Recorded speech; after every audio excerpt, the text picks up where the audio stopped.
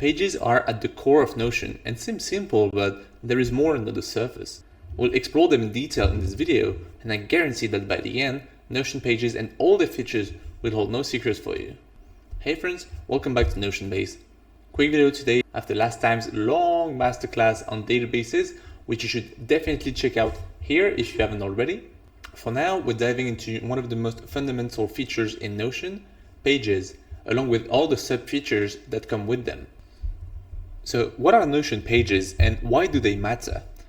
A Notion page is your ultra-flexible blank canvas, which is perfect for writing, embedding content, and creating dashboards.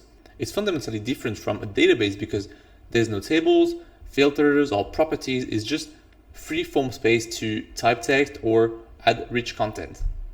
Now, to create a page, you can use the plus add a page button in the sidebar or the shortcut Command N or Control N. You can also type /page inside another page. Finally, you can hit the plus button next to any page in your sidebar item to create a subpage. So actually, in the sidebar, pages can be nested infinitely and kind of act like folders, and you can just drag and drop them into other pages. Then you can collapse or expand sections using the toggle button on the left of each page to see pages that are contained in it. The other way to see the exact page location and to navigate between pages is to use the breadcrumbs at the top of each page. You can click them to navigate up the hierarchy. Now, once we've entered the page, let's understand how to use it. So the easiest thing you can do is obviously just click on the page like any text editor and start writing. But you can also type what is called /commands, which are the content shortcuts. Then from here, you can add all sorts of blocks from headlines, to-dos, table, toggles, or callouts, and more. On the left side of each line, you have two different tools. The first one, the plus icon, is to add other lines below, also called blocks, or above if you click Alt at the same time. And the 6 dots are used to turn it into another block, to change the colors, duplicate, delete, or even ask AI. You can also use the 6 dot to drag the block, and if you do that, you can use the visual blue lines to drop the block in other parts of your page to structure paragraphs or create other columns, for example. Now, once you've got some basic text, you can easily start adding styling and formatting to make it look better. And there are actually different ways to do that. But first, Notion supports Markdown editing, so you can just use the usual Markdown features like asterisk to style the text directly. For example, 1 asterisk on each side of a word will make it in italics, and 2 will make it bold. But the easiest way is probably to just use the built-in function in Notion. So to do so, just highlight the text and it will open up a menu from where you can make it bold, italics, underline, mark it as code, or even as an equation. You can also use the usual shortcuts like Command B or Control B to make it bold, for example. You can also add a hyperlink on the text that you've highlighted or change the color or background color of the specific selection. However, if you want to change the color or background color of the entire block, then you can do two things.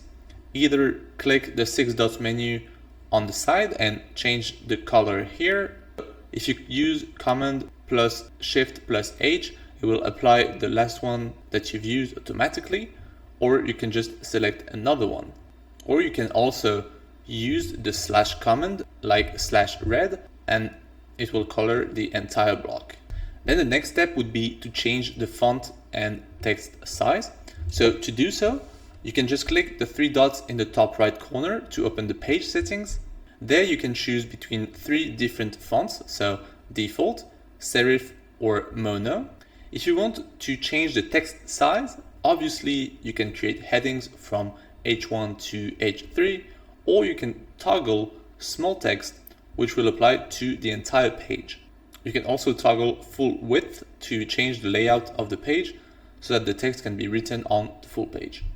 So let's close this menu for now and have a look at the header of the page. So here we can add a title to the page, but also an icon or a cover image. So if I click add icon, I have the choice to either add an emoji, an icon, or even upload an image. There is a wide choice of emojis you can choose from, and you can even add a custom one in the bottom right.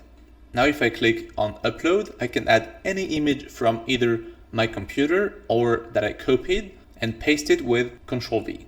And finally, icons are made by Notion, and once you click on one, you can choose from 10 different colors. Now onto the cover.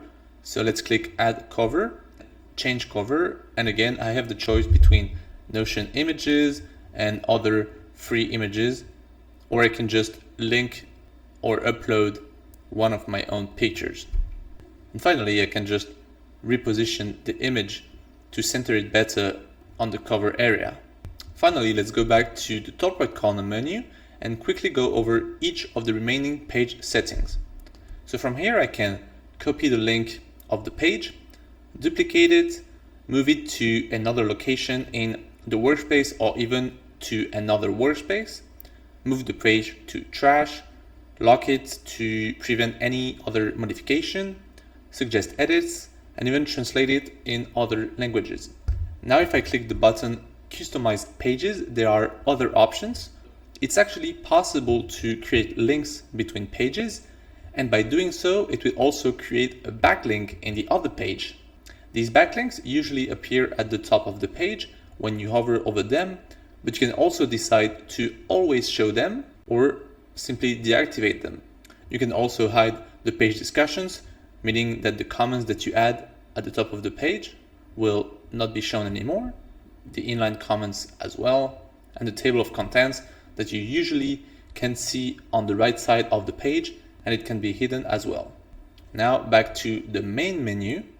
There are other secondary settings that you can use. So undo the last action, which you can also do using Ctrl Z, import data from other apps and files into Notion, export the page to different formats, so either Markdown, CSV, HTML, or even PDF.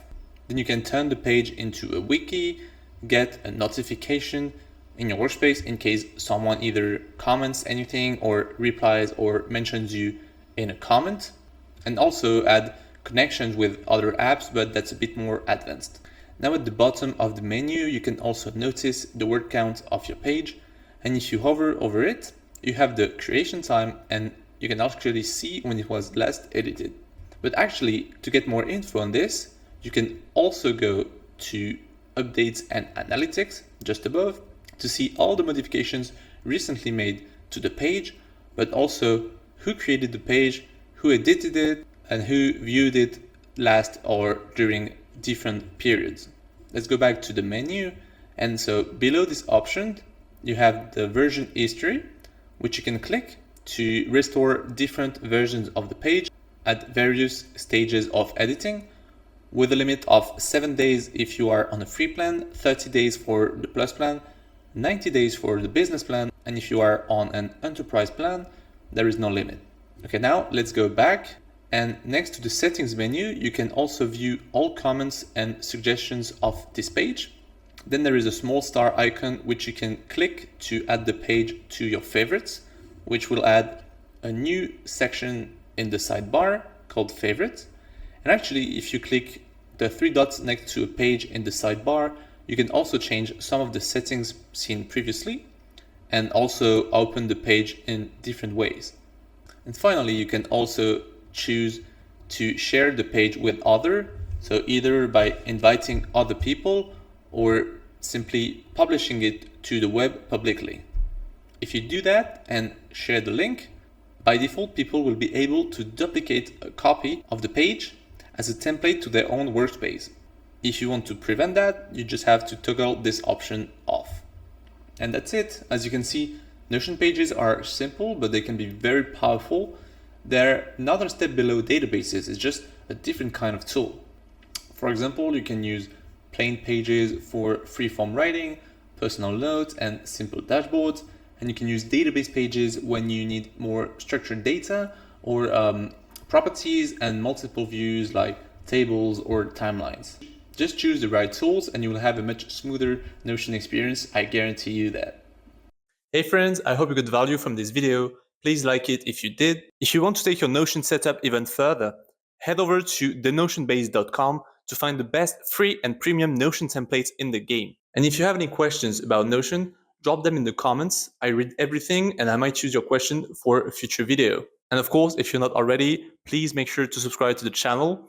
Until then, keep Notioning and I'll see you in the next one. Bye bye.